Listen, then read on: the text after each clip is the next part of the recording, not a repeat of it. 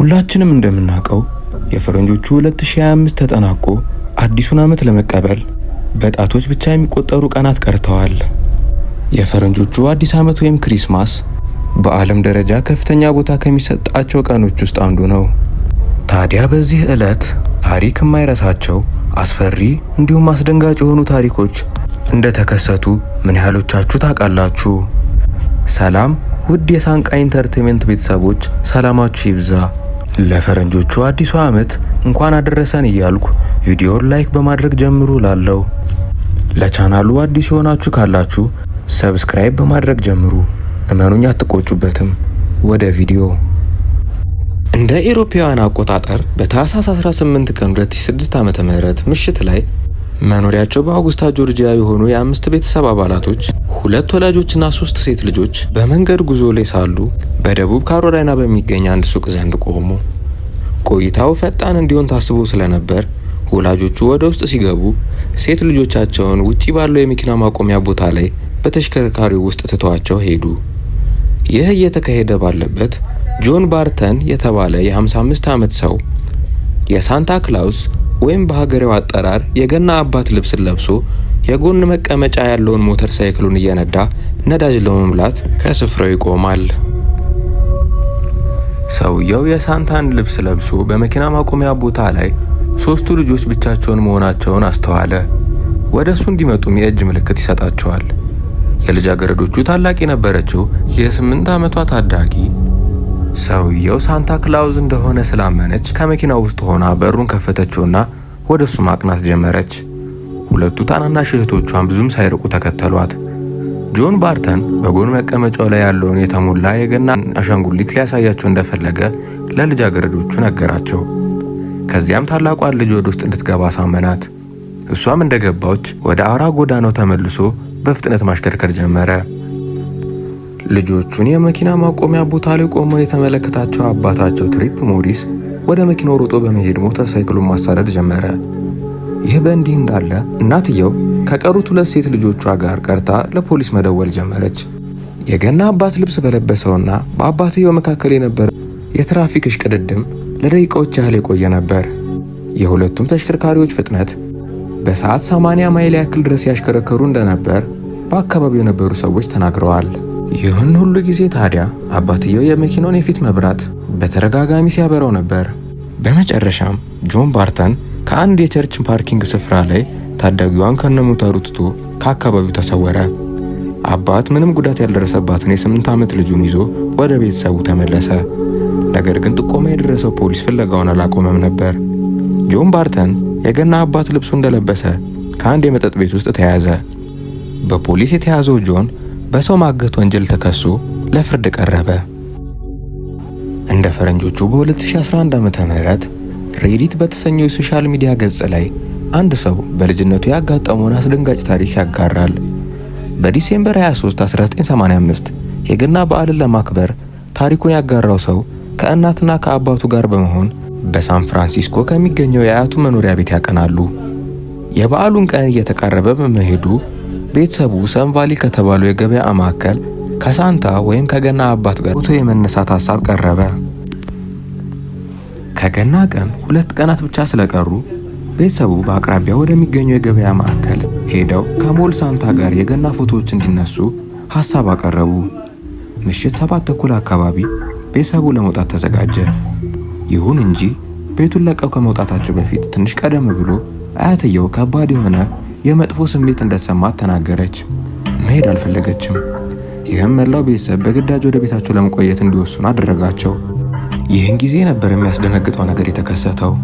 ከሰዓታት በኋላ በዚያው ምሽት በአካባቢው ከሚገኘው አንድ የአውሮፕላን ማረፊያ የተነሳ አውሮፕላን በመከስከሱ የተነሳ በገበያ ማዕከሉ ብሎም በውስጡ በነበሩ ሰዎች ላይ ከፍተኛ ጉዳት ደረሰ። በገበያ ማዕከል ውስጥ ከነበሩት ከ79 ሰዎች መካከል ሁሉም ተጎድተዋል። የሚያሳዝን ሁኔታ ደግሞ የ4 ሰዎች ሕይወት አለፈ። ከዚህ ክስተት በኋላ አውሮፕላን ማረፊያው ከገበያ ማዕከሉ ጋር በጣም ተቀራርቦ እንዲገነባ ሊፈቀድለት አይገባም በሚል በርካታ ክሶች ቀርበው ነበር። ሆኖም እስከዛሬ ድረስ ሁለቱም የቡካናን ፊልድ አውሮፕላን ማረፊያና የሳን ቫሊ የገበያ ማዕከል አሁን ባሉበት ስፍራ የሚገኙ ሲሆን ሙሉ በሙሉ ስራ ላይ ናቸው። ታህሳስ 23 ቀን 1974 ዓ.ም ጠዋት በፎርት ወርዝ ቴክሳስ በሚገኘው ሴሚናሪ ሳውዝ የገበያ ማዕከል ውስጥ ሁለት ልጃገረዶች የገና ስጦታዎችን ለመግዛት አቅደው ነበር። የመጀመሪያዋ ራሄል ትሬሊሳ ትባላለች። የ17 ዓመት ልጅ ናት። ሁለተኛዋ ሬኔ ዊልሰን የተባለች ሲሆን የ14 ዓመት ታዳጊ ነበረች። ሊወጡ ሲሉ የ9 ዓመቷ ጁሊያን ስሞስሊን አብራ ለመሄድ ጠየቀች። ትልቆቹ ልጃገረዶችን ፈቀዱላት። ሶስቱ ልጃገረዶች ከቀትር በፊት ወጡ። እቅዳቸው ቢበዛ ከ4 ሰዓት በኋላ ወደ ቤታቸው መመለስ ነበር። ይሁን እንጂ 4 ሰዓት መጣና አለፈ። 6 ሰዓትም ሆነ። ታዳጊዎቹ ወደ ቤታቸው አልተመለሱም። ቤተሰቦቻቸው ጭንቀት ውስጥ ገቡ። ይህን ጊዜ ታዲያ ወላጆች ራሳቸው ወደ ገበያ ማዕከሉ ለመሄድ ወሰኑና ጉዞ ጀመሩ። የልጆቹ መኪና በአንድ የመኪና ማቆሚያ ስፍራ ላይ ቆሞ ለገና በዓል በተገዙ ስጦታዎች ተሞልቶ አገኙት።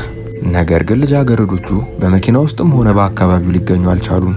መኪናው ልክ እንደተገኘ ወላጆች ለፖሊስ 3 የጠፉ ልጆች እንዳሉ አመለከቱ።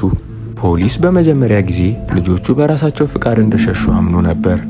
ልጆቹ ከመጥፋታቸው ከአንድ ቀን በኋላ ለቤተሰቦች አንድ ደብዳቤ ደረሳቸው። ደብዳቤው እንዲህ የሚል ነበር። እንደምቀጣ አውቃለሁ፣ ነገር ግን መሄድ ነበረብን። ወደ ሂውስተን ነው የምንሄደው። በአንድ ሳምንት ውስጥ እንመለሳለን። መኪናዋ በሴልስ በመኪና ማቆሚያው ስፍራ ላይ በላይኛው መስመር ላይ ቆማ ትገኛለች። ራሄል የሚል ነበር። ነገር ግን የራሄል ቤተሰቦች ይህን አምኖ ለመቀበል ተስኗቸው ነበር። ምክንያቱም ደብዳቤውን ራሄል እንዳልጻፈችው የሚያሳዩ ብዙ ምልክቶች ይታዩበት ነበር።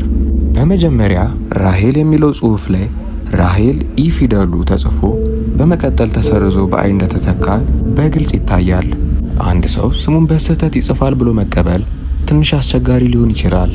በመቀጠልም ልጆቹ ከመሻቸው በፊት ምንም አይነት ምልክት አለማሳየታቸው ፍጹም ግራ አጋቢ እንዲሆን አድርጎታል።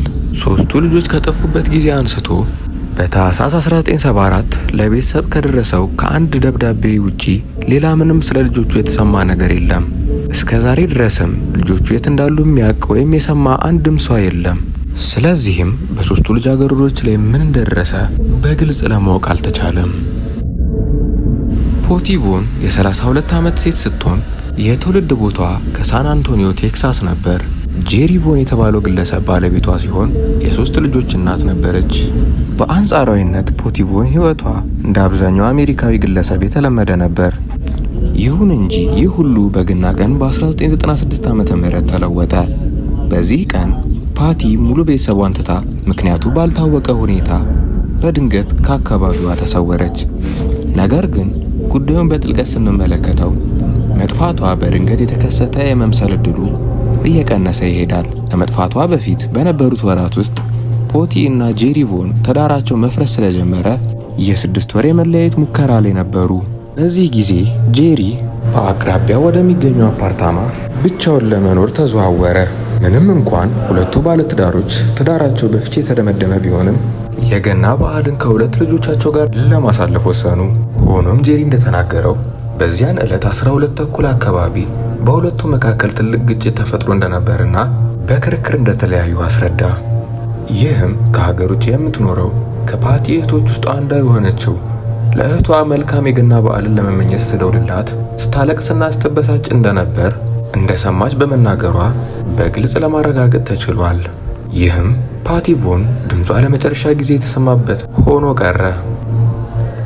በማግስቱ ታህሳስ 26 ቀን ሊያገኟት ባለመቻላቸው ከፓቲ የአጎት ልጆች አንዱ የሆነው በአካባቢው የሸሪፍ ጽሕፈት ቤት የጠፋ ሰው ሪፖርትን አቀረበ። በዚያው ቀን ደግሞ የፓቲ ሚኒቫን ጎማው ተንፍሶ በመንገድ ላይ ተጥሎ ተገኘ። የሚያስደነግጠው ነገር በቫኑ ውስጥ አነስተኛ መጠን ያላቸው የደም ምልክቶች መኖራቸው ነው። ይህ ደም በኋላ ላይ የፓቲ መሆኑ ተረጋግጧል። በመኪናው ውስጥ ያሉት ምንጣፎች በሻምፑ በደንብ ታጥበው ነበር። የፓቲ የመኪና ቁልፍና ቦርሳዋ በምርመራ ወቅት ሊገኙ ባለመቻላቸው ለፖሊሶች ነገሩን አክብዶባቸዋል። በጉዳዩ ላይ ቁጥር 1 ተጠርጣሪ የነበረው እርግጥም የፓቲ ባል ጄሪ ነበረ። ምንም እንኳን ጄሪ ፓቲ ከመጥፋቷ ጋር ምንም ግንኙነት እንደሌለው በብርቱ ቢናገርም የተለየ ነገር የሚያሳይ በቂ ማስረጃ ፈጽሞ አልተገኘም። እስካሁን ድረስ በማንም ላይ ክስ አልቀረበም እና በትክክል ፓቲ ቮን ምን እንደደረሰባት ወይም አሁን የት እንዳለች ምንም የሚታወቅ ነገር የለም።